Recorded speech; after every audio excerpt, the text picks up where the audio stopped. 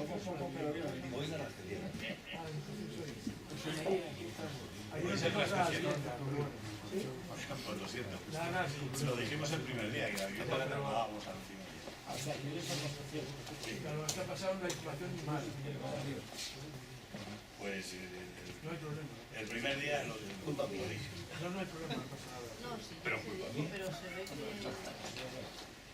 No, bueno, el primer día se dijo, ¿no? Sí, sí, no, sí, Pero digo un poco eso. Bueno, pues vamos a ver una breve historia del rascacielos. Bueno, el rascacielos se definió en el siglo XIX como el edificio más alto de los que estaba alrededor de otros, siempre que fuera mucho más alto que ellos. Allí, cuando los pisos de los edificios eran de 4 plantas, uno de 9, uno de 10, pues se consideraba un rascacielos. Y los primeros rascacielos, oficialmente en Estados Unidos se les consideraban como tales cuando sobrepasaban las 9 plantas. Un edificio de 10 plantas ya era un rascacielos. Realmente, porque ahora vamos a ver por qué surge el rascacielos. En el fondo, ¿qué es? Una estratagema para poder vender N veces el solar donde se edifica el rascacielos. De manera que es una forma de especular con el suelo. Sobre todo cuando no hay límite de altura. El límite de altura lo único que te lo pone es la tecnología, antes cuando no había normas, ¿no? De manera que esas estratagemas para llevar adelante el rascacielos. Bueno, nació en los años 80 del siglo XIX y nació en Chicago. O sea que aunque me vengo un poco más pues sobrepaso por abajo del siglo XX para empezar a hablar de él, porque se entenderá mejor el rascacielos del siglo XX si vemos la escuela de Chicago. ¿Por qué nace el rascacielos? Por una serie de circunstancias. La primera de todas es que había tecnología suficiente para poderlo hacer. Y la primera tecnología suficiente es que se inventa un sistema estructural de hierro colado, de vigas y de vigas de jácenas que sostenían forjados. Antes los edificios, ¿cómo se hacían? De muros de carga. De manera que lo que va a hacer este sistema de pilares, de jácenas que sostienen los forjados, es liberar las fachadas. De manera que se pueden hacer de hierro y cristal. Este edificio es de 1856, los almacenes de los hermanos Harper. Y esta es un sistema que se llama el sistema de Bogardus. Gracias a eso se pudieron hacer estructuras, como se llaman, en jaula, para poder hacer esos edificios. Otro de los inventos tecnológicos muy importantes que hubo fue la producción a gran escala de acero laminado. Esto es, los altos hornos norteamericanos funcionaban para producir pues, lo que conocemos hoy por los pilares y las vigas en IPN, o las HB, o las de doble T, si queremos utilizar el lenguaje actual. Eso permitía seguir con la estructura de Bogardus, pero fijaos, abrir unos huecos en fachada importantísimos para que abrir grandes huecos vidriados, de manera que permitía entrar la luz profundamente. Hay un tercer invento que hace posible el rascacielos. ¿Y cuál era el límite antes de los rascacielos? Pues 4 o 5 plantas porque había que subir a pie. En Roma se hicieron rascacielos de 8, 9 y 10 plantas, pero claro, no había ascensor. Marcial cuenta que él tenía que subir 12 plantas hasta llegar a su casa, a su cubículo, ¿no? Pero no sabemos si se refería a 12 plantas en un mismo edificio o tenía que vivir en el barrio de la Subura o en escaleras. Pero de hecho, los de 8 y 10 plantas sí hay constancia de que había, pero claro, imaginar lo que es eso. Pero el rascacielos moderno es otra cosa, que se sostiene con una estructura en jaula. Y el invento es el ascensor de Otis. En 1851, Otis inventa el ascensor. Hombre, subir sabían cómo se subía, y bajar también sabían cómo se bajaban. Según la ley de la gravedad, lo que inventa él es un sistema de frenado del ascensor, mediante ballestas de ferrocarril. De manera que, a partir de ahí, están en condiciones de mejorar, mediante maquinaria movida a vapor o hidráulicamente, o luego eléctricamente, ascensores que suban y que bajen. Y además a una velocidad conveniente.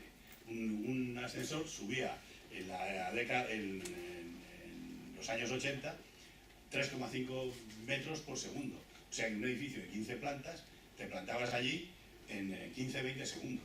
De manera que un avance bastante considerable en cuanto a velocidad. Eso te permitía subir rápidamente a los pisos superiores y además descansado. Otra circunstancia, Chicago es el centro económico del Medio Oeste. Ahí están las grandes empresas siderúrgicas, ahí es donde se van a va a haber la revolución industrial norteamericana, por las fábricas de neumáticos, todo eso, y además es un centro importante de comercio, importación, exportación, etc. De manera que hay grandes firmas que se van a instalar ahí y que van a hacer posible contratar esos edificios. Pero es que además se dio otra circunstancia, y es que Chicago arde en 1871. Y una vez que ha ardido, pues hay que reconstruirlo. Y se reconstruye como toda ciudad de colonización, que hay que vivir en ella rápida, instalarse en ella rápidamente, mediante un damero. Y ese damero está compuesto por avenidas muy anchas y muy largas, que permitían un tráfico rodado muy rápido por la ciudad, en coche de caballos, naturalmente, o en tranvía de caballos por la ciudad, lo que facilitaba las reuniones entre las firmas que colaboraban rápidamente entre un sitio a otro, ¿no? También los rascacielos se agrupan muy cerca unos de otros para esas relaciones comerciales que sean inmediatas, antes de que tuvieran el teléfono y todas esas cosas, para reuniones personales. De manera que todas estas circunstancias ocurren. Y luego, evidentemente, el empuje económico de esas grandes firmas, que lo que quiere es continuamente oficinas, está demandando sus oficinas y por tanto demanda comprar el solar, repetirlo muchas veces en altura, para que poder meter ahí a sus empleados para que trabajen. De manera que gracias a eso nace el rascacielos, y nace en Chicago. Y los primeros rascacielos son los rascacielos que se llaman de la Escuela de Chicago. Es una escuela que viene a durar, no llega a los 15 años, unos 15, 20 años.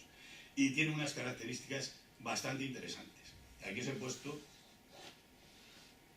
un ejemplo, ¿no? Aunque este no sea un rascacielos, pero resume bastante bien el modelo de rascacielos de la Escuela de Chicago. Primero, se basa en la estructura en jaula de acero.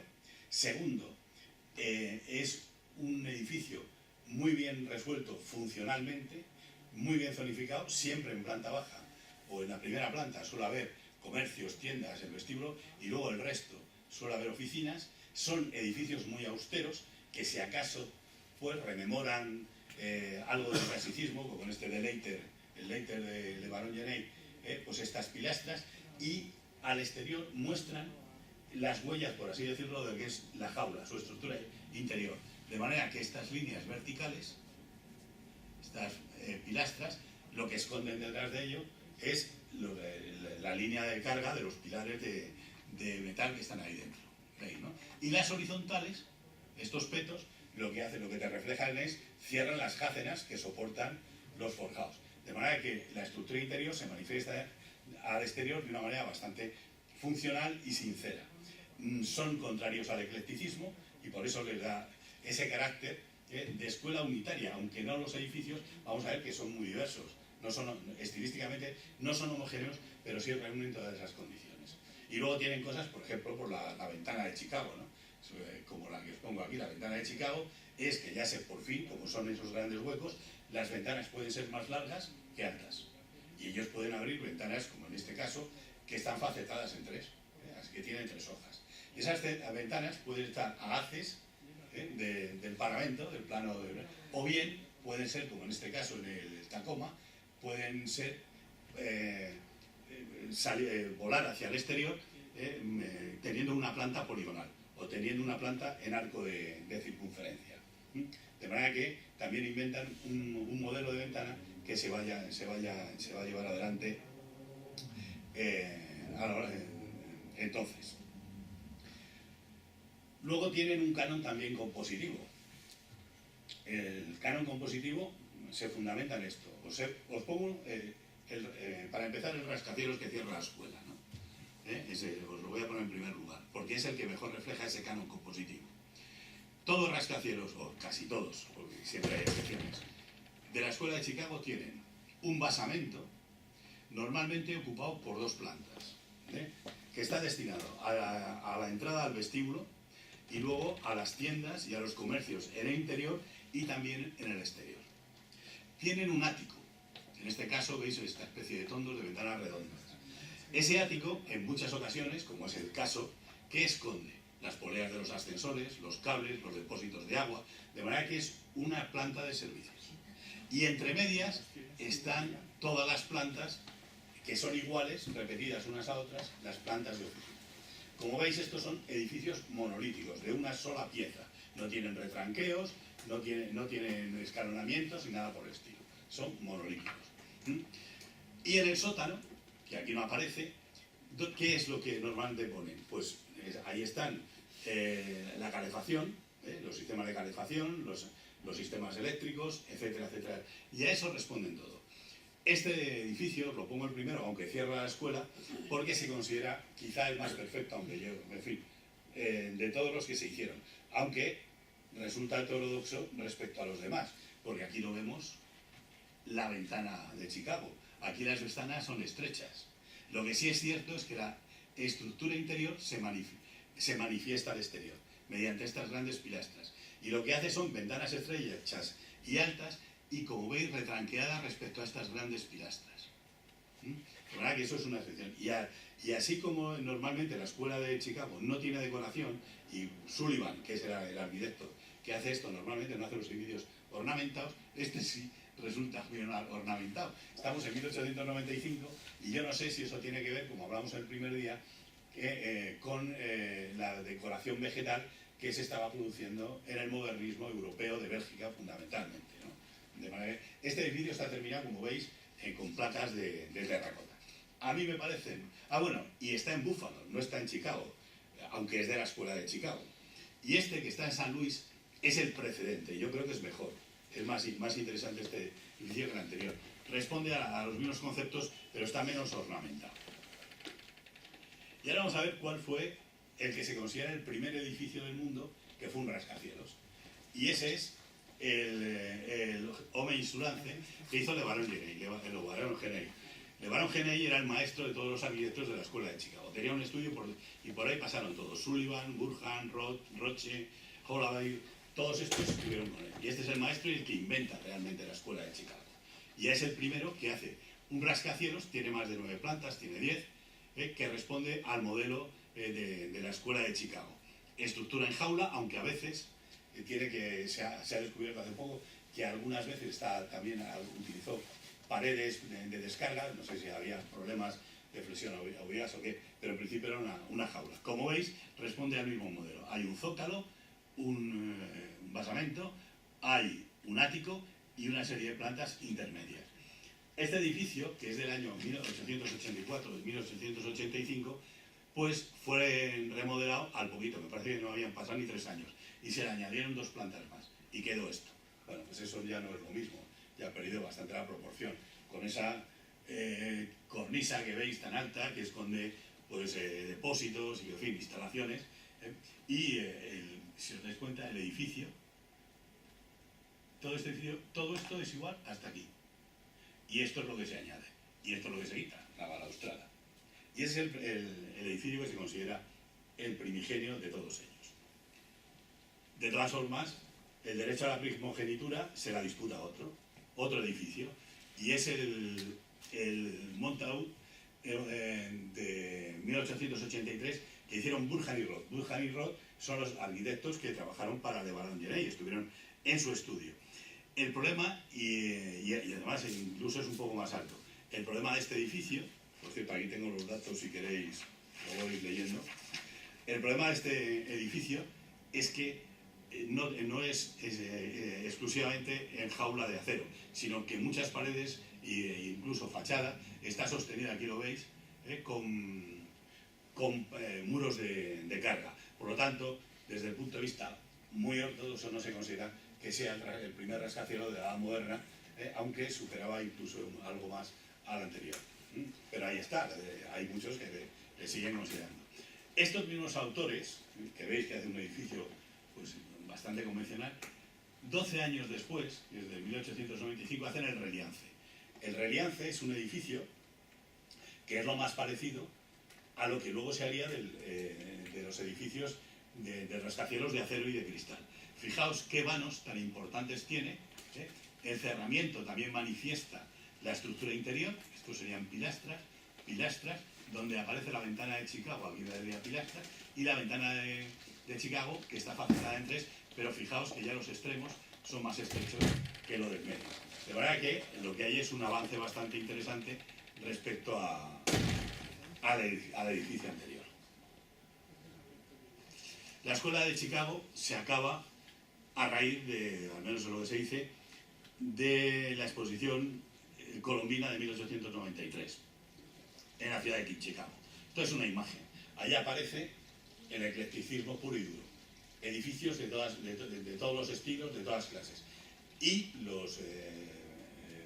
los arquitectos pues van a asumir que el eclecticismo es la manera más adecuada de hacer arquitectura en ese momento. Y van a renunciar, salvo algunos como Sullivan o Wright, a la arquitectura moderna que ellos estaban haciendo. De manera que los promotores ya no quieren los edificios como la escuela de Chicago y sí van a querer edificios que sean neogóticos, neorrománicos, barrocos, etcétera, etcétera. De manera que eso va a cambiar radicalmente.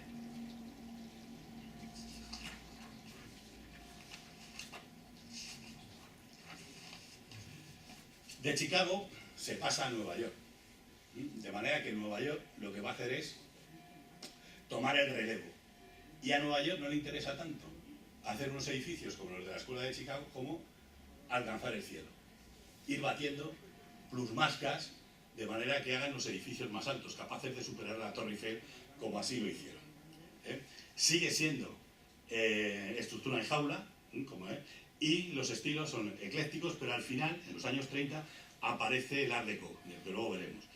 Cesa en los años 30 a raíz de la construcción de edificios cada vez más altos, a raíz de la crisis del 29. Y este es el Platirón, que es el edificio, pues uno de los 4 emblemáticos de Nueva York, y está considerado ya oficialmente como un monumento. Esto también es de Buchanan y Roth. Esto es del mismo que ha hecho el rascacielos ese que os he dicho, que el reliance, que parecía de acero y cristal, aunque está revestido de cerámica del anterior. Y ya no tiene muchos rasgos de la escuela de Chicago. Por ejemplo, la estructura, que está en la siguiente planta, la base, es una jaula de acero. Es un monolito. Lo que pasa es que ese monolito ocupa una manzana triangular. Y se llama Platirón porque lo comparaban con una plancha de la ropa, de planchar ropa, por la forma que tiene. Es un edificio donde ya aparece claramente el eclecticismo. Es un edificio que, inspirado en el barroco francés, en el clásico francés, y sí, lo que sí es cierto es que responde al mismo modelo de organización de la volumetría. El basamento, el ático, aunque cambiadas las proporciones, y los pisos iguales. Tiene la particularidad de las esquinas redondeadas, que algunas son muy estrechas. La cuerda de esta esquina son 2 metros. Y tiene 25 grados. El resto de las esquinas, como veis, pues son también, esta es 90 grados y esta es 45 grados. Y aquí tenéis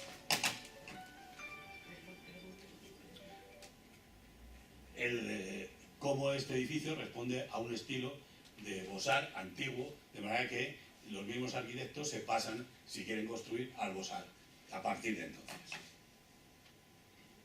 Como os decía, en Nueva York lo que nace es la fiebre del rascacielos. En el año 32, esta era la imagen de Nueva York.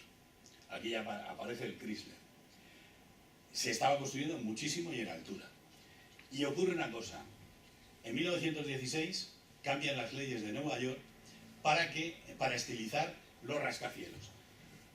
Un rascacielos como este, que estaba considerado rascacielos, que veis que un monolito y una sola pieza, arrojaba muchísimas sombras sobre la calle.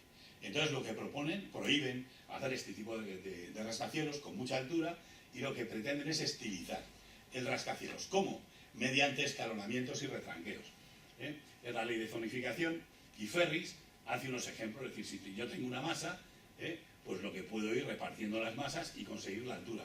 Lo que te decía en Nueva York es, usted tiene libre el campo para levantar todos los pisos que quiera, pero en planta baja tiene que tener determinadas dimensiones para no interrumpir, para que el soleamiento en la calle y la ventilación sea la adecuada. Y entonces los contornos se van afilando, en esa lucha además por alcanzar el cielo. Voy para atrás. Ahora sí que vamos a ver.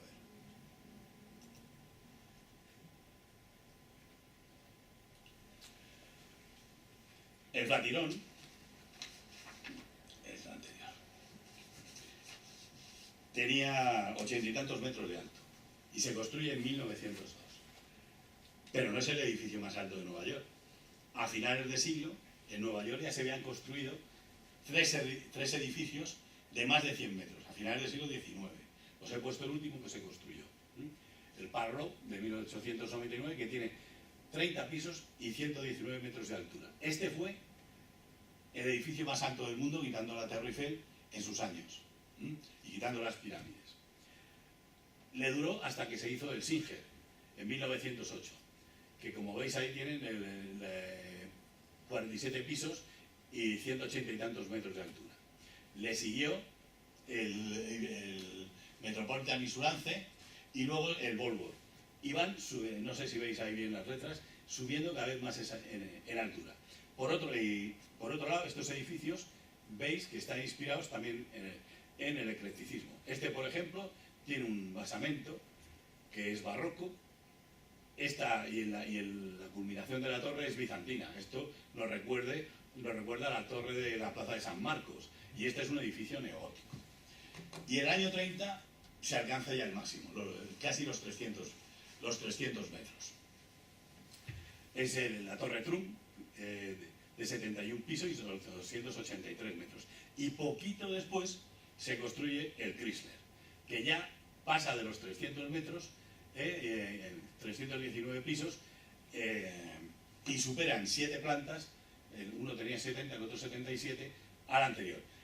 Y le supera porque además lo que hacen es esconder la aguja que ponen al final, la meten dentro desmontada, para que no supiesen los del Volvo que todavía era que les iban a superar en altura. La montan y efectivamente.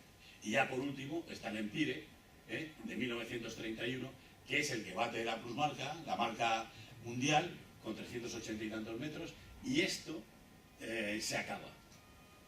Aquí se acaba la carrera de rascacielos, porque la crisis del 29 pues acaba con el empuje, que es lo que quería hacer.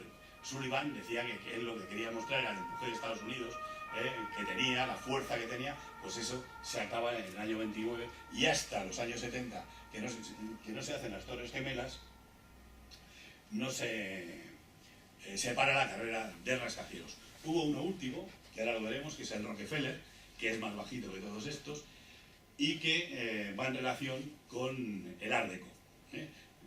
Porque si una cosa es el eclecticismo, también hay edificios, los rascacielos de Nueva York más interesantes, más importantes, son los que se han construido con el Art Deco, que es un estilo un poco peculiar.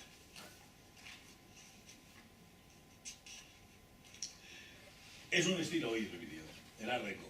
¿Qué reúne? Pues reúne, ese sí que es un estilo ecléctico, que reúne motivos de la arquitectura moderna, de la arquitectura modernista. También utiliza formas del antiguo Egipto, también formas africanas, ahora lo iremos viendo.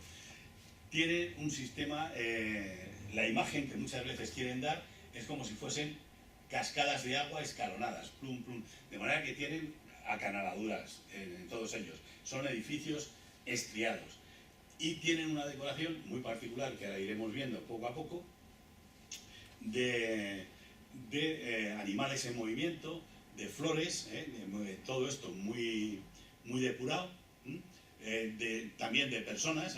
Son los primeros que llevan el Art Deco, la mujer como protagonista, la mujer hoy que llamaríamos liberada, ¿no? Que va a la moda, que tiene puestos importantes de responsabilidad, y ahí aparecen en las imágenes, etc.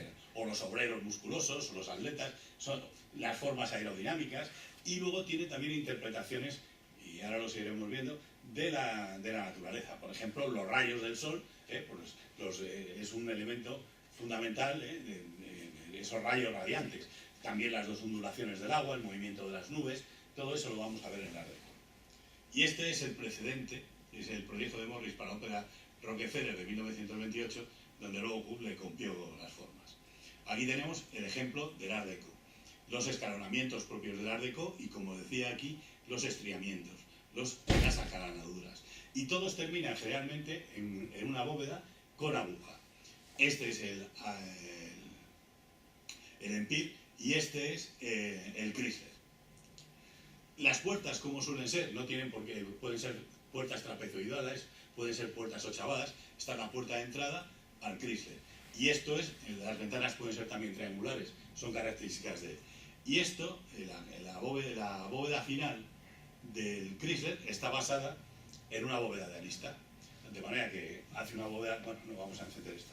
A partir de una bóveda de arista, lo que va haciendo es de sus extremos ir disponiendo sucesivos anillos, veis aquí, de grosor, que tienen en común la arista de todos ellos. Y deja un espacio vacío. ¿Cuáles son las decoraciones? Pues los animales en vuelo, pero también la tecnología, os dije antes, que era una base fundamental también para las decoraciones de la Chrysler. Pues estos elementos, estas águilas que son las gárgolas, o estos elementos de remate, ¿de dónde salen? Pues del modelo Plymouth, de los coches. El modelo Plymouth llevaba ese remate en el capó, en el morro. Pero la decoración también exterior de ese edificio, ¿qué son? Pues suelen ser, están inspiradas en los guardabarros, en las ruedas, etcétera, etcétera, a lo largo del Chrysler. Aquí vemos esa imagen más cerca. Dentro tenemos esos motivos vegetales, como son los palmiformes, las loto, que, por ejemplo, los ascensores. Tenemos las acanaladuras también en los pilares y las radiaciones, por ejemplo, en las lámparas. Aquí tenemos más radiaciones, ¿no? La presentación, cuando entras en el Empire, en el vestíbulo, ves eso, ¿no? Y aquí vemos los retranqueos, las acanaladuras, los retranqueos que van sucesivamente, es característico. También esto es del Empire. Aquí vemos esos motivos palmiformes, estos animales, miren que suben.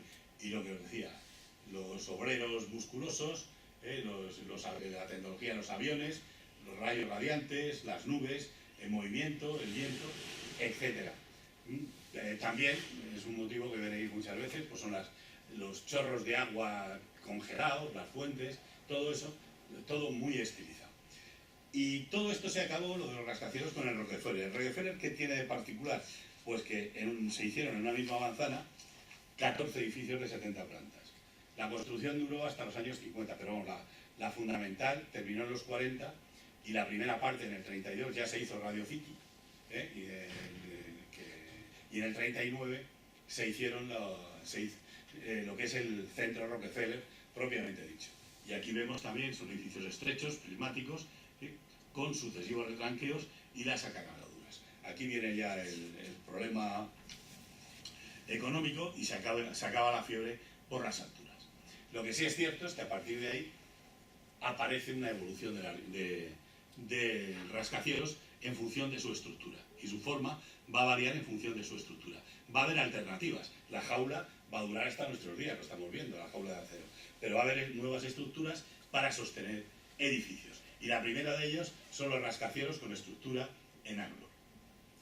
El primero que lo ideó fue Wright en Nueva York, en el año 29, desarrolló un rascacielos que consistía en un mástil del cual volaban los sucesivos pisos. De manera que el mástil central sujetaba todos los pisos que volaban sobre él. Estaba hincado en tierra muy profundamente para evitar los movimientos, funcionaba como una ménsula, de manera que había que calcular las cargas como si fuese una ménsula. No había dinero y por tanto no se pudo hacer el edificio. Las 3 torres de San Marcos, que ahí es donde estaban, veis el vástago central, donde los sistemas de comunicaciones. Y aquí la iglesia, y que a eso deben San Marcos. En el año 50 sí que lo realiza. En la torre, eso de Johnson Was, de los limpiadores, ¿no? Pues en laboratorios de la Johnson sí llega a hacer un rascacielos de 14 plantas que tiene un vástago común para circulaciones, del que vuelan una serie de plataformas y son los lugares de trabajo. Hoy día es un museo, porque claro, para un laboratorio no ha funcionado. Como veis, está dispuesto en una sucesión de plataformas cuadradas y circulares. Las cuadradas lo que pasa es que le redondea las esquinas, ¿no? Y está cerrado con ladrillo y cristal, con esas bandas de ladrillo y cristal, el ladrillo acabado con piedra blanca, una imagen bastante interesante. Y cada banda de cristal lo que tiene son dos pisos, de manera que Esta es la imagen, ¿veis? El vástago central de comunicaciones y los pisos volados. Lo dejo un poco más porque siempre me voy muy deprisa, ¿no? Con eso. Y aquí tenemos cómo sería el interior. De manera que esta sería la plataforma rectangular. Aquí veis el redondeo de la esquina. Y esta es la plataforma que está arriba. De manera que el que trabaja aquí tiene doble altura a la hora de trabajar, ¿no? Y la fachada se apoya precisamente en esas plataformas, en la plataforma baja. Estas vigas lo único que sirven es para funchar la fachada, para sujetarla, no se vaya, ¿no? Porque está no para sostener la plataforma circular. Y como veis, el acceso se permite ver, pues, que el acceso al edificio es más estrecho que cuando entras en él. Esto es el ascensor, que ahí estaban el vástago central de hormigón, donde estaban los ascensores, los servicios, etc. Y esto es una de las salas circulares, que tenían los techos relativamente bajos. De manera que esto fue un edificio, luego hizo la Torre Price, que era un modelo de nuevo edificio a construir. Y esa evolución tipológica, pues aparece un modelo de lo que se llama estructura de pisos suspendidos. Ese modelo lo inventa un argentino, Amancio Williams, o Williams, si queremos hablar en español, en el año 1946, pero no se puede llevar a cabo. Lo que pasa es que el Banco de Hong Kong pues, está sacado de aquí, por ejemplo, mucho mejor y tal. El de Foster. ¿En qué consiste? Fijaos, unas grandes pilastras de suelo a techo, más de 100 metros, pilastras reticuladas, caladas, que sostienen a su vez 4 vigas de hormigón calado, de las cuales cuelgan tensores, cables, que sujetan paquetes de pisos. Un paquete, 2 paquetes, 3 paquetes. Aquí lo veis, ¿no? 1, 2 y 3 separados, con plantas de instalaciones, etcétera, que es lo que estaba previsto. De manera que el rascacielos ya no trabaja con presión, sino que trabaja primero a tracción. Esto es, si cuelgan los cables trabajan a tracción y llevan los esfuerzos a las vigas de la cumbre, de la cumbrera. Y las vigas las transmiten a estos grandes pilonos hasta la cimentación. De manera que con un edificio como este, incluso podía quedarse libre la planta baja, no que necesitaban apoyar para nada en planta baja. A raíz de estos dos modelos se sigue investigando y aparece una simbiosis entre el rascacielos con estructura en árbol y del cable colgante. Y los primeros que lo hacen son los alemanes en Amberes, en la BP, en la sede de la BP. ¿En qué consiste? Pues fijaos, no sé, ahí no se ve muy bien. Bueno, yo miro aquí, pero consiste en un gran mástil de hormigón rectangular, oblongo, a lo largo, en el cual, a partir de donde acaba, de su techado, surgen una serie de pilares de acero que sostienen una serie de mésulas. Y de esas mésulas cuelgan los tensores que sujetan los pisos. De manera que ese edificio también trabajaría a compresión, de manera que esto sería el cable que va sosteniendo los pisos, que transmite a las vigas en modeladizo y estas al núcleo central a través de los pilares. De manera que, y eso es del año 53, 3 años después de la torre Price, o a la vez de la torre Price. Este es el ejemplo en planta. Lo señalo aquí. Señalo aquí si cojo bien, hermano. Este es el vástago central de hormigón. Aquí están los servicios, las comunicaciones verticales de escaleras y ascensores, y todo esto alrededor, pues es en planta baja, dejan libre todo esto de estructura.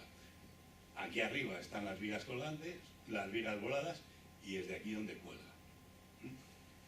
Y podemos ver un ejemplo aquí, mejor. Son las vigas en ménsula, los cables, aquí cuando estaban haciendo, y veis estas estructuras, ¿no?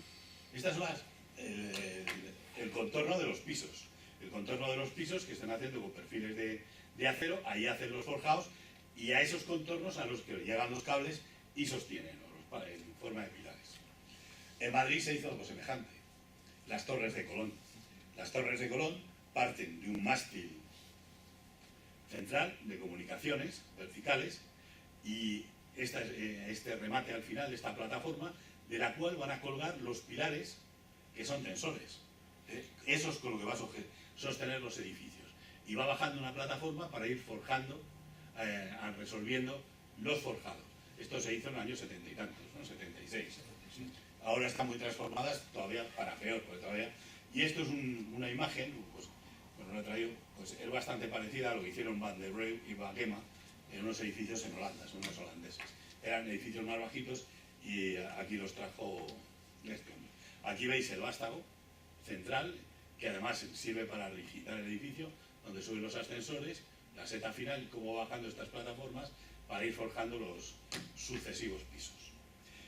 El más grande de todos estos edificios es la sede del Banco Estándar, que se hizo en Johannesburgo en el año 70, que aquí lo que hace es acumular 3 plataformas distintas, organizando en paquetes de pisos el edificio, como Williams lo había organizado también en paquetes de pisos el edificio de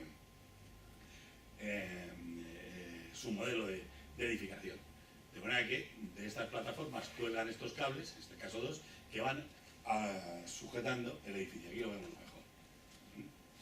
Un paquete de pisos y estos serían los pilares externos que hacen funcionan como cables. Y esta es la plataforma que va a ir bajando para ir hormigonando los sucesivos forjados.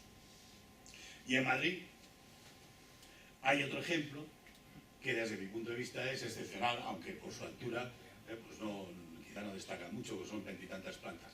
Y es el BBVA que hace SAE de Oiza en la Castellana, que es la línea de las grandes firmas españolas, de los grandes bancos.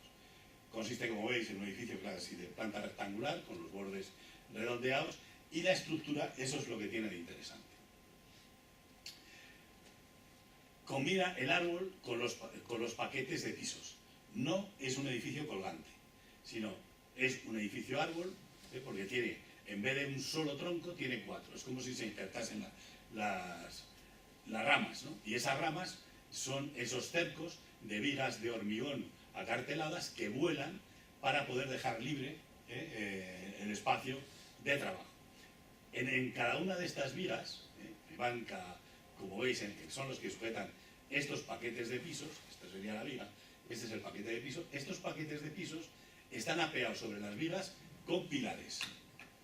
Vamos a ir aquí. Esta es la viga y veis aquí pilares. Pero la última planta ya no necesita pilares, porque inmediatamente está la viga. De manera que nos encontramos dentro. Esta sería una planta de pilares que apoyan directamente en las vigas. Y esta es una planta diáfana, sin pilares, porque aquí veis estas grandes ménsulas que dejan completamente diáfano el 5.º piso, con lo cual gana un porcentaje bastante importante de superficie para zonas de trabajo, que era lo que sobre todo estaba orgulloso. Se podría hablar mucho de ello, porque esta es la entrada. Aquí veis los núcleos de comunicaciones verticales, que son esos vástagos que os he dicho. Si vamos al principio, aquí los veis, que se están mirando, y por aquí dispone de los núcleos de comunicaciones verticales, los ascensores. Y por último, pues vamos al high-tech. Y es el Banco de Hong Kong, que hace el año 86, Foster, en Hong Kong y China. Que si paso para atrás.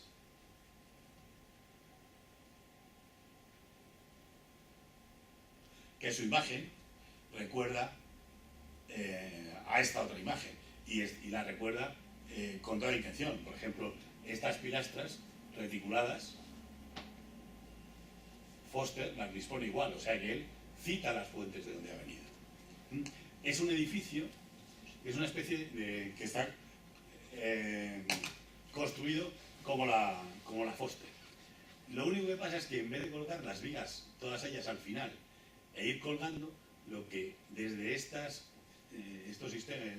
grandes pilastras que están caladas, dispone vigas muy grandes, que son de las que cuelgan los cables que van a sostener los pisos, y pone varias.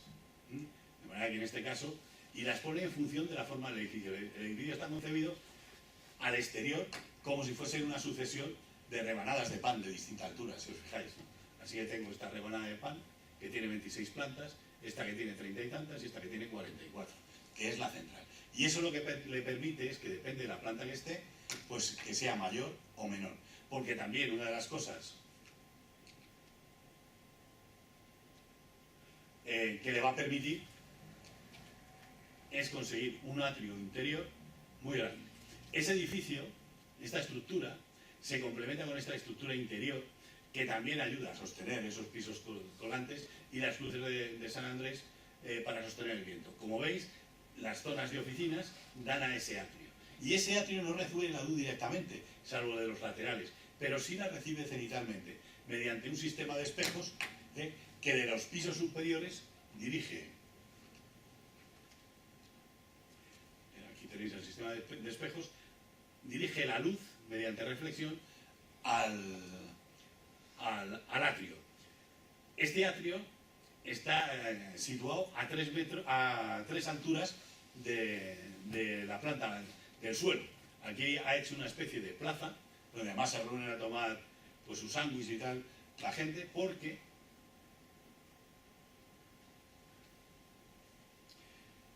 este es el suelo del atrio. Esto es el atrio donde dan las oficinas.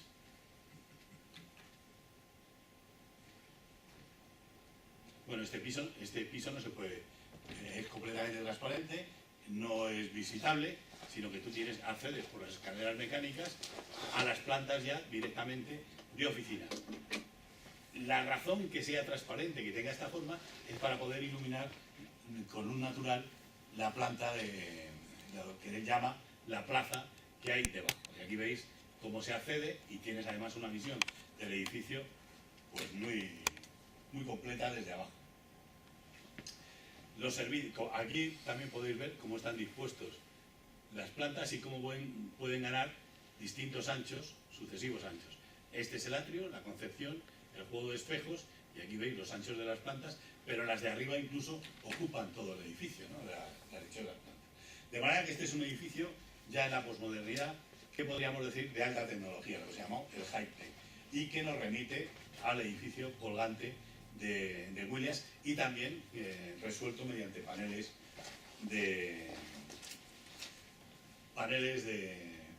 paquetes de pisos. Y ahora pues retrocedemos una vuelta al pasado con el edificio de acero y cristal, que utiliza la jaula de acero sustentante. Estos son unas maquetas, o unos modelos, como le gustaba decir a un profesor que yo tenía, del año 19. Son rascacielos de acero y cristal que diseñó Mies, pero no había la tecnología suficiente para hacerlo. Consistía en un vástago central al que se unen una serie de cuerpos cerrados con cristal, con vidrio, completamente transparentes y sostenidos por pilares. Hizo 2 modelos. Esto es lo que él pretendía hacer y lo que no se podía hacer con esa tecnología. Hoy día sí se podría hacer, lo que pasa es que claro, también se ha quedado obsoleto. Lo que hace es esto, lo que conocemos como el edificio de acero y cristal.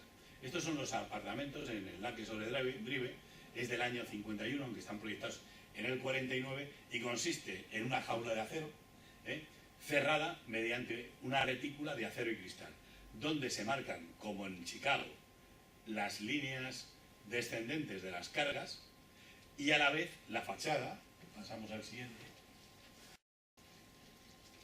se ordena mediante estas líneas, pero también mediante estas grandes ventanas, a la manera de Chicago, pero que tienen una serie de baquetones, de listones, de arriba abajo, que solo tienen una función, que es componer la fachada. No tienen ningún sentido reestructural.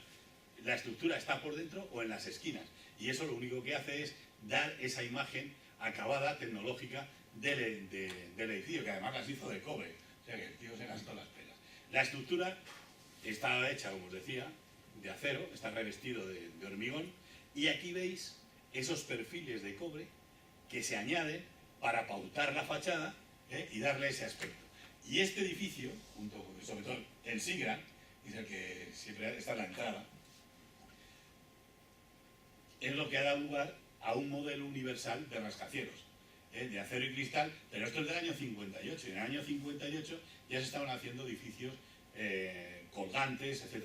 De manera que en cierto modo es un retraso. Este edificio sí tiene una cosa particular, y es que añade una espina dorsal, como tiene por ejemplo la Torre Kío de Madrid, la Torre Picasso, perdón, o las que se cargaron en Nueva York, para rigidizar el edificio. Este llega hasta a la planta 17 y veis por dentro la estructura interior. Esto hace que se pierda mucho espacio.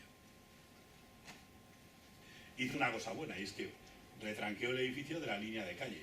¿Para qué? Para poder tener una perspectiva del edificio. Efectivamente se va a Nueva York y para las perspectivas de los edificios no existen.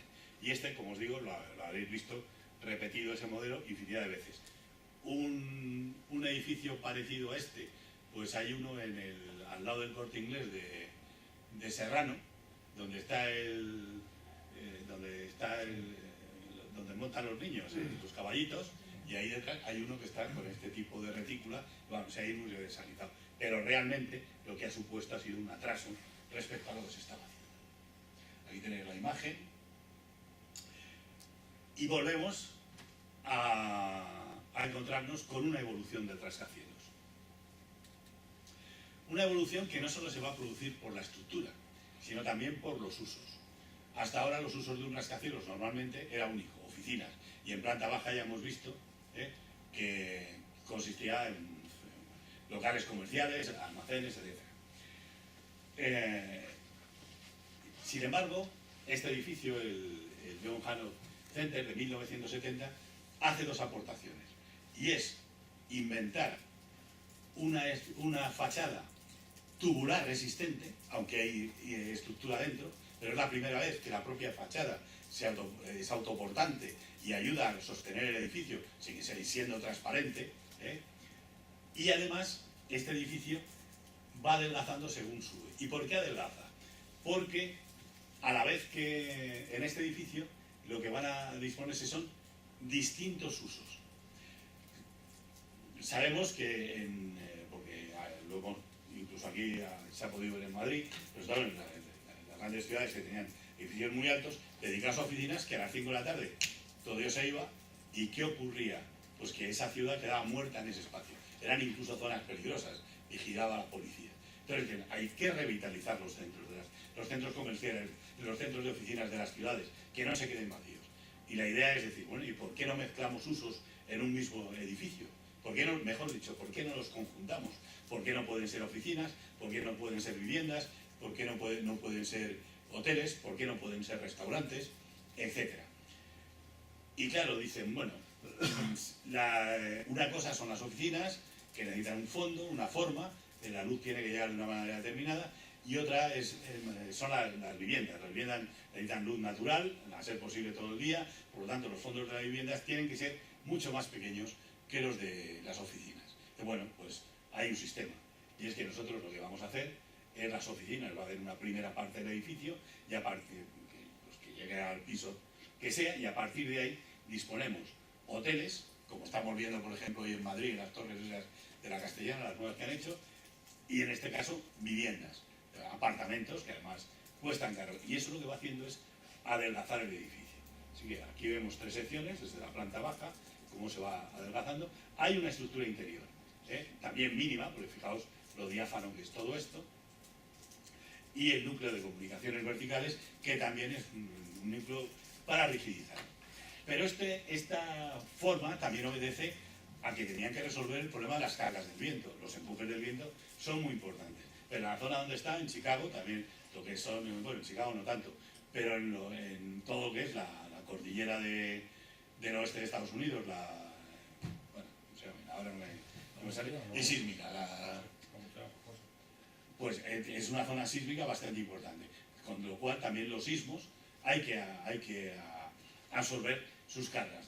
Así que hay cimentaciones, que ya Frank Lloyd Wright lo hizo en Japón, mediante pilotes flotantes, pero también se disponen cruces de San Andrés, como había habido en el que habíamos visto antes en el Signal, y una estructura que se pudiese desplazar.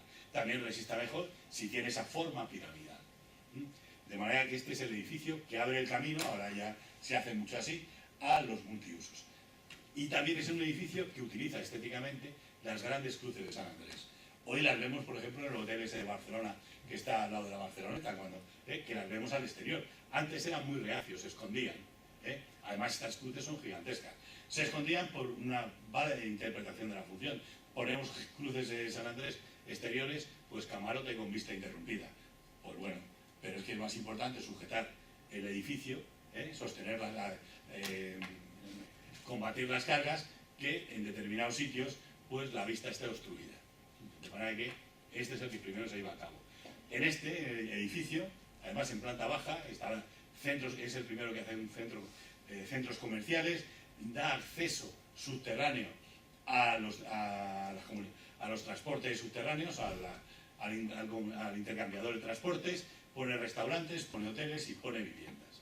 Y tiene esa forma estructural de fachada tubular, de fachada en tubo. Más evoluciones, pues los armazones triangulados, los he llamado así por llamar de alguna manera. El más interesante es el Banco de la China, que se hizo en Hong Kong en el año 1990. Claro competidor, esto lo hizo Pei, el de la pirámide del Louvre, para competir con el Banco de Hong Kong de Foster. Como veis, el edificio tiene una forma rara, ¿no?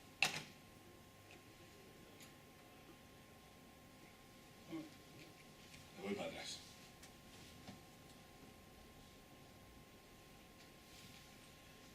¿Veis este cuerpo con este tejado? ¿Veis este otro cuerpo que aquí para, este otro cuerpo?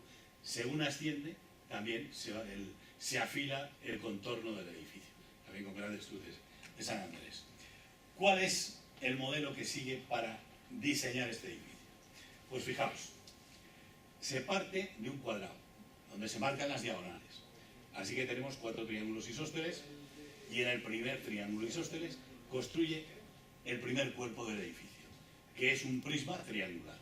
A ese prisma triangular, en el siguiente triángulo le añade esa otra parte del edificio, que es el segundo prisma triangular. Que veis que están compartiendo, está en común, que llega al centro del cuadrado. Esta tiene 3 veces la altura de esta.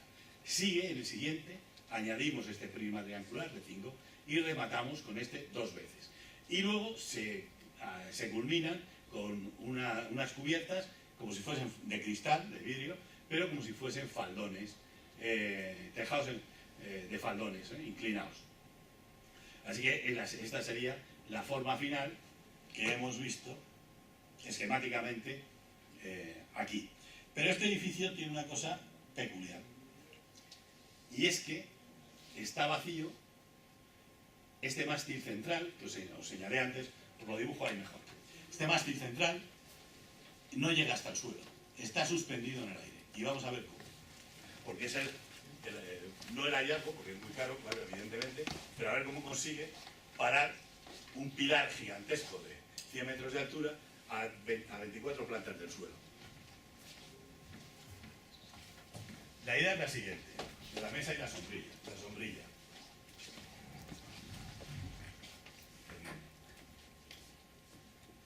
Yo tengo aquí una mesa y tengo una sombrilla. ¿Qué puedo hacer más? Es decir, bueno, puedo levantar aquí, puedo levantar aquí, puedo levantar aquí, puedo levantar aquí y unir con la sombrilla y sujetarla aquí y quitar esto. Eso es esquemáticamente lo que hace, un poquito más complejo.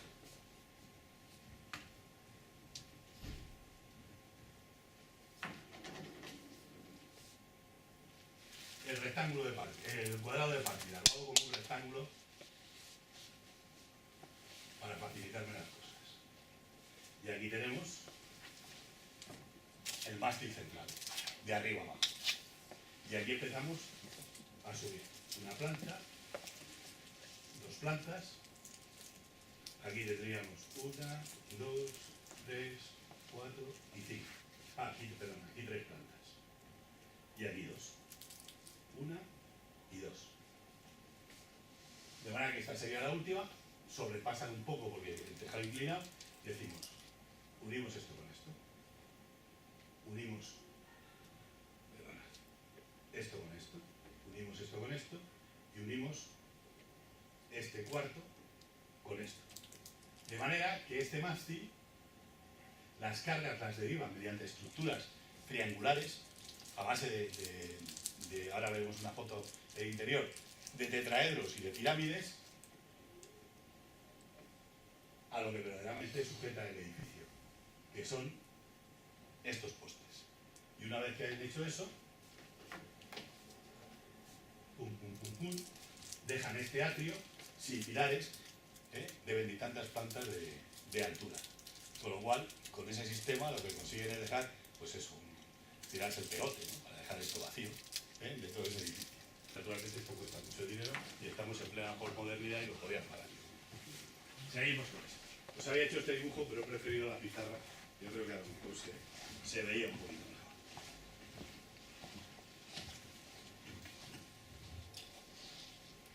Este es el atrio.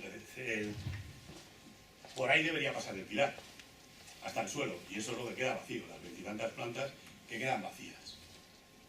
Y veis que en el escalonamiento del edificio hay grandes cruces de San Andrés. Esto tiene una particularidad, y es que las fachadas son de aluminio y cristal, y además absorben el calor y tienen acumuladores, con lo cual ahorran en calefacción, también en luz, en fin, hay una serie de... Y esto es la estructura que yo os decía, que hay dentro del edificio en diversas plantas, que van apeando el mástil central y llevando las cargas a los extremos, a la vez que zunchan el edificio. Tienen que llevarlo para zunchar el edificio alrededor, fajarlo y que no se caiga. Esto en cuanto a estos rascacielos que podríamos llamar EITER. Y vamos a terminar con el rascacielos posmoderno, de la posmodernidad.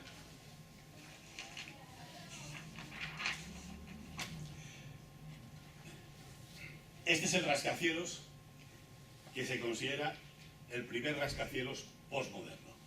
Lo ha hecho Philip Johnson, el mismo tipo que organizó la exposición de los posmodernos en el año 80. Lo primero que hacer es, como buen posmoderno que es, mirar al pasado. De manera que es un edificio para recuperar imágenes del pasado. ¿Y qué es lo que va a recuperar? Pues los edificios acabados en piedra del Nueva York de los años 30 y 20. De manera que este edificio renuncia al acero y al cristal.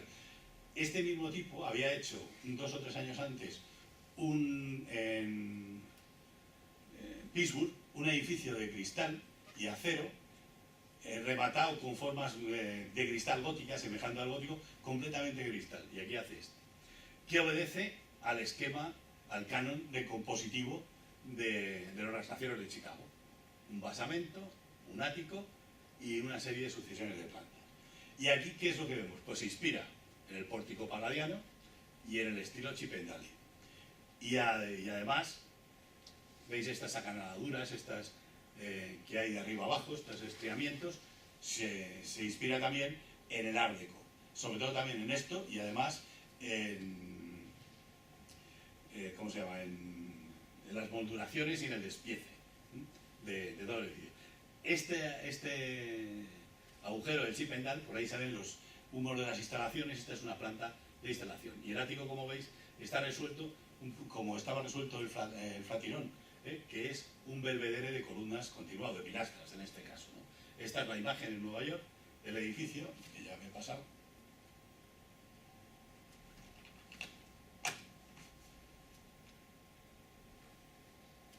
Bueno, ¿y ahora cómo hacemos con esto? Que no me deja ni para arriba ni para abajo. Bueno, el pórtico palladiano, y trataremos de resolver esto.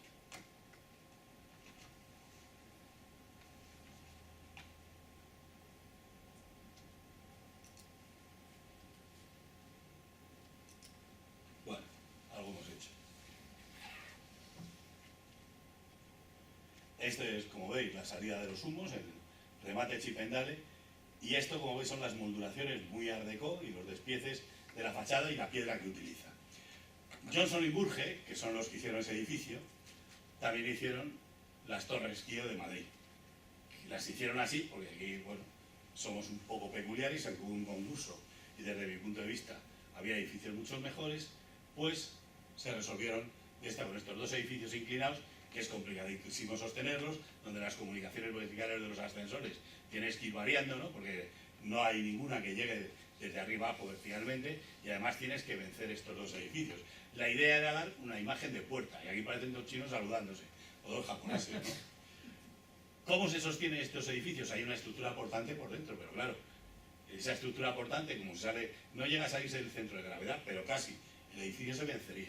Han hecho unos cimientos a 40 metros de profundidad, donde han anclado unos cables de acero postensados que recorren todo el edificio hasta arriba, de manera que lo que están haciendo es sujetando el edificio. Es como si yo pusiera aquí un cable y aquí un poste y dijese, bueno, aquí no te... Bueno, pues eso sería una solución más fácil. Pues incluso subterránea. Lo han hecho así. De manera que, en fin, porque Madrid es el suburbio de Occidente, si no, y aquí aceptamos muchas cosas. Bueno, es mi crítica, porque ahí supongo que habrá quien le guste, ¿no? Aquí tenemos más. Puestos a ver a rascacielos postmodernos, clasicistas, pues os he traído uno de Bofill. La torre de United Artists, no sé, se llama de otra manera. Lo hizo en el 92, de manera que también ha podido poner ahí su firma. Como veis, está rematado por los frontones triangulares que le gusta. Es un vástago de cristal y piedra. También es estructura tubular, la de la fachada, como el del anterior, que no os lo he dicho. También la fachada es portante. Y por dentro del edificio, bueno, aquí veis otra imagen donde utiliza frontones triangulares, estas grandes pilastras que despiezan el edificio verticalmente con estas impuestas horizontalmente, que dejan estos vanos de grandes vitrales.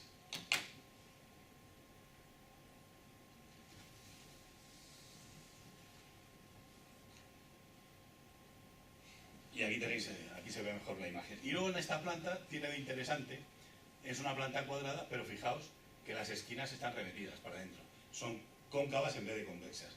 Esto es un motivo que utilizó ya en España, característico de un arquitecto famoso como el Villanueva, que hizo el Museo del Prado. Si veis el frontón del Prado, que es adintelado, el de la Puerta de Velázquez, fijaos cómo las esquinas están dobladas para adentro. Y esto lo utiliza ahí. Y para terminar, las torres Petronas, que hizo otro arquitecto argentino, César Pelli, en Kuala Lumpur en el año 98, que basa su diseño, si estuviera en el RUP, ¿cómo se llama esto? El RUP, la imagen que da, pues son dos torres gemelas, con lo cual se potencia la imagen, pero la imagen que da es la de alminar, de dos alminares uno junto a otro, porque cuando le encargan el trabajo le dicen que Malasia es un estado islamista y que tiene que conjugar la tradición arquitectónica islamista con un homenaje, Malasia con un homenaje al Islam. Y entonces basa el edificio en un símbolo, en el símbolo de los dos cuadrados que se cortan según 45 grados, que tienen el mismo lado, es el símbolo islamista. Esto va a generar la planta. Lo que pasa es que, fijaos, crea una estrella de 8 puntas. Pues bien, esa estrella de 8 puntas en los lados cóncavos dispone arcos de circunferencia. De manera que la planta lo que le queda, como veis, esta especie de estrella, y esto es lo que va a levantar en elevación los sucesivos pisos, uno detrás de otro. Luego pone un núcleo resistente para dar mayor resistencia al edificio y mayor rigidez. Y lo que vemos del edificio es, como veis, una serie de fajas, los ángulos agudos, los circulares, el ángulo agudo, etc. Y este es el añadido rigidador del edificio. Estas bandas, estas fajas, trabajan bastante bien contra el viento. Y veis que va disminuyendo en altura hasta acabar, como los edificios Art Deco, en una aguja.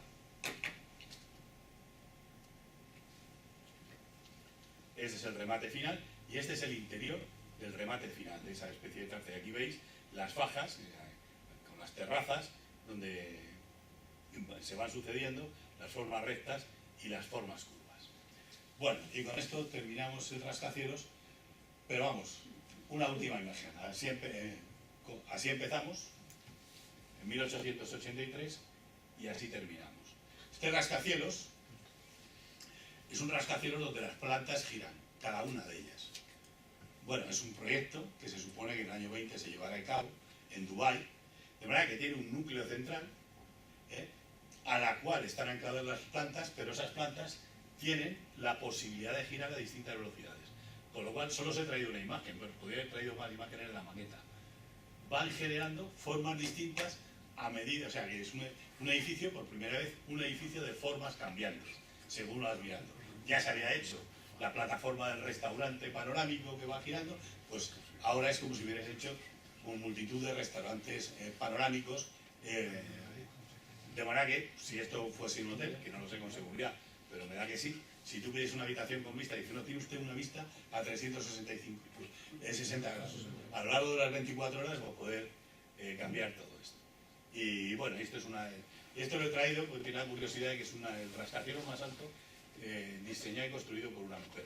Es postmoderno, evidentemente, tiene una estructura como la de los demás, es en cierto modo convencional, pero le han puesto estas viseras que, según juega con las formas de las viseras, va dejando, como veis ahí, como si fuesen gotas, como el agua se evaporase, se llama el edificio Aqua, y este se hizo en el año 2010. Y con esto, pues, doy por concluida la charla, y si queréis hacer alguna pregunta y la sé responder, pues con gusto la haré. A ver, yo tengo una pregunta. Empiezo por aquí. Sí. Estás hablando que este edificio lo construyó Foster, lo construyó tal. Pues yo pienso que lo construyeron obreros, grúas. ¿Cómo se construye eso? ¿Cómo se construye eso? De estos edificios tan altos, ¿no? Pues con la organización del trabajo, supongo. Pero es impresionante. Tiene que tener un equipo. Yo digo Foster, que es el que dirige. Y un buen Rubens no pintaba. Ahí no hay ninguna grúa llega hasta arriba. Y un buen proyecto. Una grúa dentro Ese de sí es los Foster. pisos. Pues, y un buen proyecto, claro. Pues poco a poco van elevando Eso y ya van con mucho construyendo cuidado, con los mucho pisos. cuidado. Ah, bueno, el de Kuala Lumpur, que llama la atención y Por que eso, efectivamente no hay vigas, el de Kuala Lumpur se hizo de hormigón, porque ningún constructor de la zona quería hacerlo de hierro, porque no sabían. Lo hicieron de hormigón, pero sí hay sistemas para ir elevando los edificios poco a poco. ¿No te acuerdas cuando hicieron el Palau de Sant Jordi cuando las Olimpiadas? Y estamos hablando hace muchísimos años.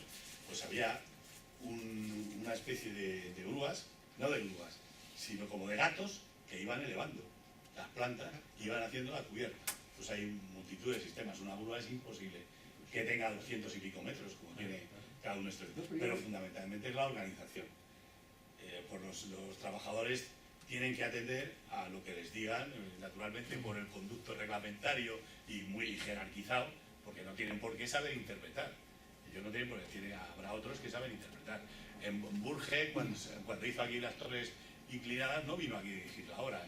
Le encargó al arquitecto Munillo, ya no me acuerdo cómo se llama, el que hizo el edificio ese que se quemó al lado del Corte Inglés, fue el arquitecto que dirigió, que era un buen edificio, pues es el que dirigió las torres. Entonces buscan equipos de ingenieros, claro, esto es una colaboración. Es que hay ingenieros que calculan las estructuras, ingenieros que trabajan con el vidrio, que trabajan con el agua, cómo llevas el agua, que trabajan con el aire acondicionado. En fin, es un equipo multidisciplinar y te tienes que poner todos de acuerdo, no se puede hacer rápidamente. Hoy hay días, hay un rascacielos, también en Dubái me parece, que tienen un agujero en el centro, con una serie de rotores, como si fuese un ventilador, y mediante la energía eólica pues resuelve todos sus problemas de luz, de ventilación, etc. Pero vamos, es que pues, cuando haces una casa pequeñita, pues tú tienes una organización pequeñita. Cuando tienes que hacer esto, tiene que hacer esto. Oiza, que fue un profesor mío, me contaba cuando hizo las torres de... No, me contaba cuando era profesor, lo contaba a todos, no a mí particularmente. Cuando hizo las torres las Torres Blancas, a él lo que se le ocurrió fue la idea. El arquitecto que lo hizo fue Fernández Casado. Le dijo, quiero hacer unas pantallas armadas de hormigón, pero hasta ahora se han hecho de 2 o 3 plantas, quiero que sea de 20. Pues se pone de acuerdo y empieza. Él entendía eso, dice, yo creo que esto funciona como unas de cañas que hay que atarlo. Pues esa es la idea, la estructura la tiene que liderar el arquitecto, como en su caso el ingeniero. Y entonces Fernández Casado, que era el ingeniero, le da la solución. Si quieres unas de cañas, pues en cierto modo recordaba la Torre de Dubái, ¿no? Esas terrazas voladas, curvas, que había ahí, que eran como abrazaban a la de cañas, de hay lo que puedo decir, organización del trabajo. Oye, y la última sí que acabo ya. La Torre Trump, que dijiste que es una Trump, pero hay una nueva ahora, la Sí, Torre Vive, pero esa no sé. que dice que es la más moderna de todas, ¿no? Ya por eso, pero como da el siglo XX he puesto la de Vale, otra vale, pues ya está, ya. y la otra la he visto y no me parece que sea, no me ha parecido muy relevante, salvo por las historias de esta persona. Y que tiene ahí, en esa torre tiene el restaurante el asturiano. Sí, sí. Carlos Andrés. O Casi. Andrés. Perdona. Sí.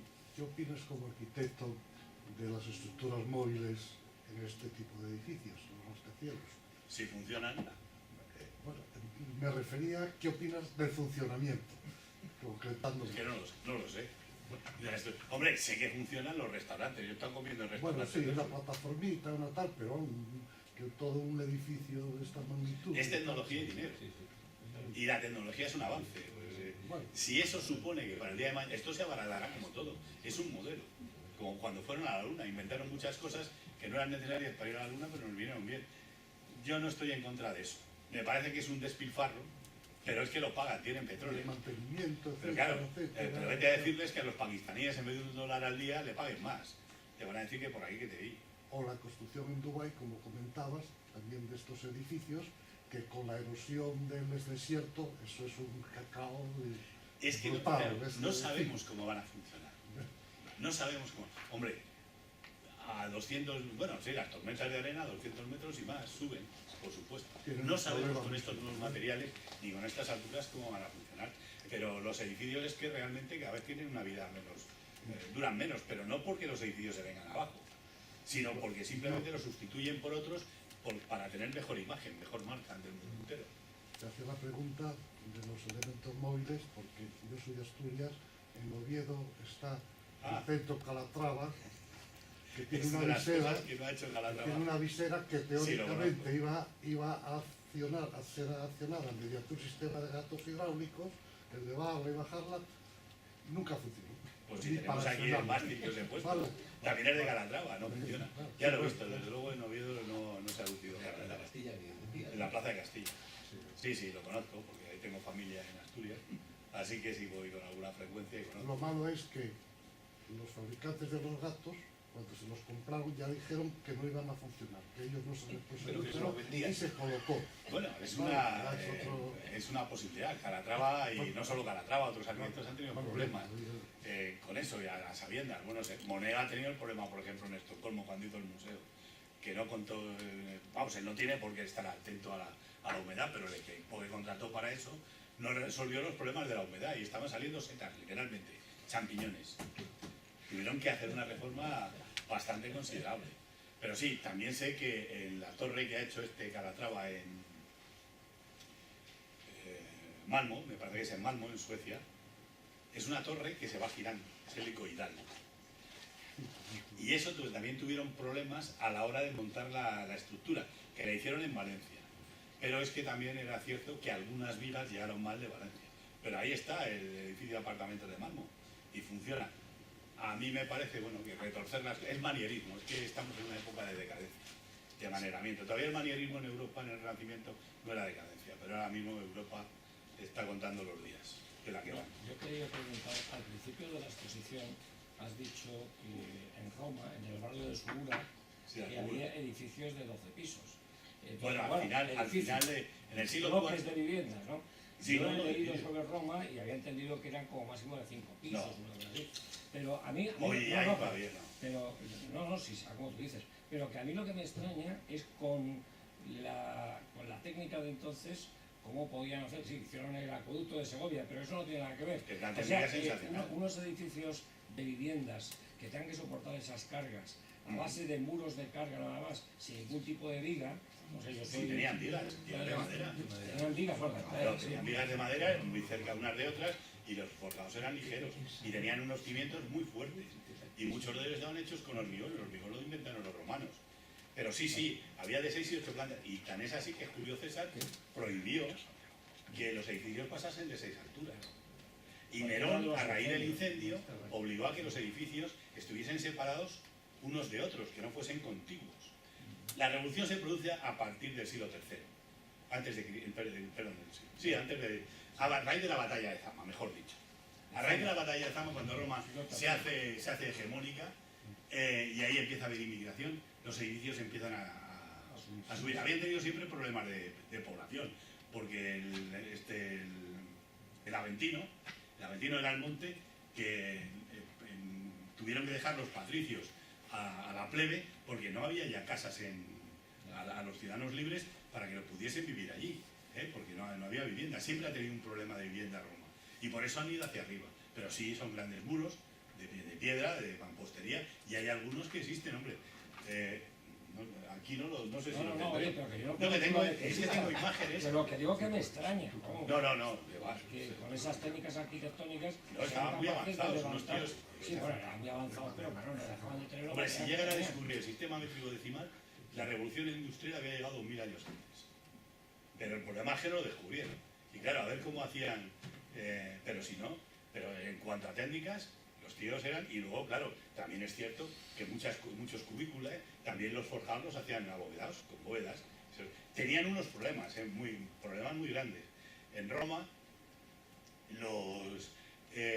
estaba prohibida la circulación por el día, a raíz de Julio César, para los carros particulares. Solo podían pasar para los repartidores imposible.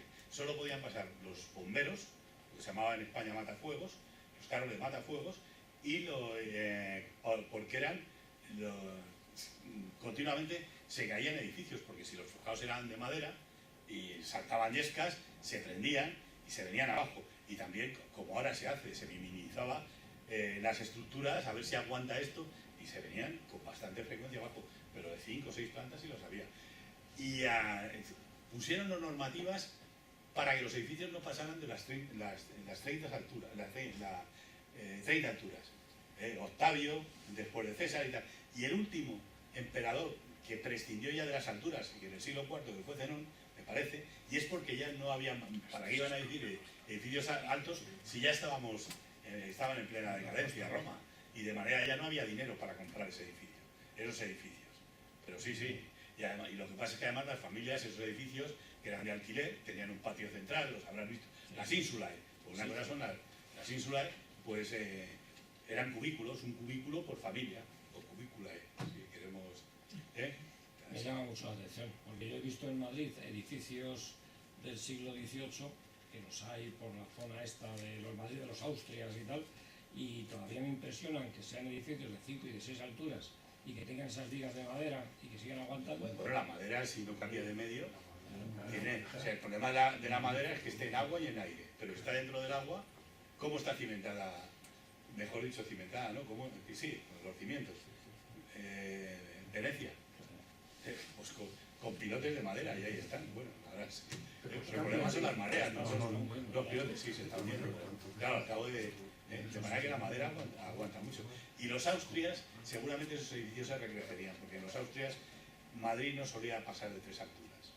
No, pero en Barcelona tuve un episodio en el que en el barrio gótico se cayó un derrumbamiento, y yo tuve que ir allí por motivos profesionales y vi que las vigas estaban sin desbastar.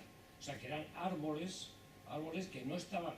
Bueno, sí, no me lo creo. Era del siglo XVII, una cosa así. Claro. Y bueno, a mí me llamó mucho la atención. Bueno, porque las vigas eran árboles auténticos que se veían como se había cortado las ramas en su momento y estaban allí de vigas. Desbastarlos es debilitarlos, no hace falta, están mejor ¿Por qué así. pusieron las torres? Están mejor sin desbastar. No tengo ni idea, a mí me recuerda a Cifesa, ¿os acordáis de...? Yo la recuerdo, sí. ¿Qué pregunta? El remate ese que parece el anuncio de Cifesa, que solo le faltan los rayos. Es horroroso. Una de las últimas voluntades de Lamela, que no es un arquitecto con el que yo me guste mucho precisamente, es que, y con toda la razón del mundo, que restauren las torres como estaban. De Lamela. Sí, ya se ha muerto y yo no sé cómo lo han conseguido, porque la propiedad intelectual dura 50 años, y no pueden cambiar así como así las cosas. Si eso estaba, no sé cómo lo han hecho. A mí me parece que es un despropósito posmoderno y un despropósito. Que la posmodernidad tiene muchos despropósitos. Pero bueno. Mira, el edificio ese que llaman la pagoda, esa que también se lo cargaron. Bueno, eso fue un crimen. Eso es de Pisa. Eso es de Pisa. No era muy bonito, pero sí era un ejemplo de cómo un edificio va en helicoide a partir de un cuadrado mediante un sistema de hormigón armado de la pared, era con el hormigón armado había hecho la jugada y estaban detrás de él hacía mucho tiempo para especular con el suelo, y en cuanto que Alba del Manzano pudo, se lo cargó, y estaba declarado como de interés cultural. A mí nunca me gustó ese edificio, pero una cosa es que no me guste un edificio y otra cosa es que digan, este edificio tiene su interés y ya está enraizado en Madrid. Lo que pasa es que aquí no nos dura nada. Si es que aquí es una detrás de otra, una detrás de otra, una detrás de otra. Todo el mundo tiene que hacer nuevo algo, tiene que... Bueno, aparte de la especulación, pero de Madrid es así. Una pregunta, ¿hasta qué altura se puede construir en hormigón armado? Somos... ¿Hasta el que se quiera? Sobre todo, sí, porque lo único que pasa es que el hormigón armado va a tener en los pisos inferiores unas dimensiones enormes. En la Torre de Madrid o en la Plaza de España, que son rascacielos de hormigón armado, hay más macizo que hueco. O sea, los huecos son pequeñitos. Pero claro, bueno, las torres, acabamos de ver una, 200 y pico metros, las torres las torres Petronas. Sí que puedes. Sí, pero suele ser más caro. Un edificio hasta 20 plantas, al menos cuando yo todavía ejercía, solía valer lo mismo en hormigón que en acero. Pero a partir de ahí el acero es lo que... en la estructura, no el edificio, lo que aparata. Y desde luego en fin, hay aceros pretensados, pero no es lo más conveniente. Bueno, lo más conveniente no es hacer edificios en altura, desde mi punto de vista. Totalmente de acuerdo. La Torre de Madrid ya es un edificio demasiado alto para la Torre de Madrid, para hacer en hormigón. Sí, para mi gusto sí, pero ya te digo, ahí tiene más macizos que vacíos. Tú llegas a los sótanos y tienes que entrar así entre los pilares, porque también es cierto que esas tienen ese grosor, sobre todo en el edificio España, porque no había acero, no se tenía un duro. Y aquí, como se quería hacer un rascacielos como fuera, eso lo hicieron los hermanos Otamendi, pues está poco armado con hierro. Si tú armas el hormigón y lo funchas bien y tal, pues no tienes que tener esas dimensiones tan gigantescas que tiene. Pero es que esos tienen muy poco acero. Es que el edificio España es del año 48 y se inauguró en el 51. Y el otro se inauguró en el 60 y se empezó en el 56 o en el 57. Y los dos son de los mismos, los hermanos Otamendi. Uno era el arquitecto y otro el ingeniero. Pero... ¿El arreglo del edificio España? ¿Perdón? ¿El arreglo del edificio España? Sí. Ya veremos sobre qué la es lo que base hace que por tiene. dentro. Es una historia, porque con el hormigón pero lo que no pueden hacer es tirar la estructura. Yo no sé cómo lo van a ver. Pues va a hacer, pues si tiran la estructura, lo que se viene abajo son las fachadas, como lo que ha pasado ayer. Que veremos que... ¿Cuál es el rascacielos que tú consideras como más importante o más innovador aquí en Madrid? Así como el más... A mí el que más me gusta, y no se puede decir que sea rascacielos, es el de Oiza, el Banco de Bilbao. El resto de los rascacielos no me gusta ni. El Picasso no es el Picasso. La Torre de Picasso a mí me gusta la más bonita. La Torre de Picasso tiene unas cosas curiosas. La Torre es una estructura tubular también, portante. Este es el de Yamasaki, el mismo que hizo las Torres Gemelas. Es muy bonita, yo creo que... Sí, no es un edificio desagradable. Es un edificio. A mí sí, dentro de esos, pero me gusta más el de Oiza. Entonces, esta fachada pues, está hecho con esta especie de cruces. Entonces, el pilar de arriba, este otro lugar. El forjado viene por aquí. Otra cruz. Aquí el pilar, la otra cruz y el forjado por aquí. Y todo esto es lo que queda en hueco. Y esto es lo que reviste con ese aluminio, dejando estas bandas como las... y termina en bola invertida. En la bola invertida está aquí. Y luego tiene esta entrada, que a mí pues no me acaba de convencer. Pero vamos, no es un edificio del que no me gustan, por ejemplo, los que han hecho en la Castellana, casi No te gusta ninguno de los cuatro. El de Foster es quizás mejor. Había un proyecto para la Telefónica que no se llevó a cabo por Campo, que también agrupados de Alberto Campo por paquetes de pisos, pero no se llevó a cabo porque la Telefónica al final renunció. Le había encargado antes a Canolaso y hizo un edificio extensivo, en fin. Pero a mí no me acaban de convencer, y menos el calamar y todos esos, no me gustan. Y los que menos me gustan, las torres inclinadas, me parece una toma de Sí, la... Los más feos de Madrid, las torres. Para mí las torres Kiosk. y la torre y la aguja que han puesto en medio, que yo no he visto funcionar, entre las dos, esa aguja que se movía, Sí, esa parada, esa se estropeó hace tiempo. Claro, Costó 100 y pico, no sé cuántos millones de euros. eso es para meter en el carta. Yo no sabía cómo estaban sujetas, pero la forma de amarrarlas de la cimentación es demencial.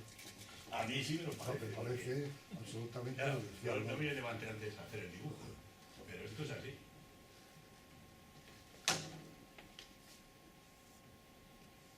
Este no funciona, poco por dentro. Tienes esto, y a partir de aquí tienes los fundamentos. Y aquí metes unos cables postensados que anclas a 40 metros del suelo. Y que continúa, todos los años hay que... Eso de los cables no es como una soga, no, los No, cables no, son las No, no, reses. Entonces, claro, así Vaya, claro. es como si hubiéramos hecho esto. Y bueno, aquí lo agarro y no se cae. Sí, Pero lo he hecho aquí. Esto es demencial. Esto es una... demencial, ¿no? Dice, si me lo pagan, lo hago. Y se lo han pagado. Bueno, aparte del coste. De cosas. Y ya ha sido un... Y además la iniciativa privada. A mí no me gusta. No me gusta. Hay que tensarlos todos los años. ¿Eh? Hay que tensarlos todos Bueno, los no años. hay apenas... No, son pretensados. Pero vamos, va contra Pretensados es una- va contra la gravedad. La arquitectura tiene que vencer a la gravedad. No puedes... Son contra natura. No puedes ir tan en contra de la gravedad que lo normal es que se te caiga el edificio. Entonces esto es un alarde, es decir, mirad, yo hago un edificio inclinado y no se me cae. Es el alarde, pero no, yo no la encuentro y desde luego no es una puerta. Aquí había en el concurso, sí había edificios que semejaban puerta. Había uno de Canolaso que tenían el puente en medio y tal, pero esto, bueno, el saludo pues tampoco me parece mal. Pero... En fin. Cerramos. Pues nada, Bueno, pues muchas gracias. Muchas gracias por Y todo. el próximo día que es...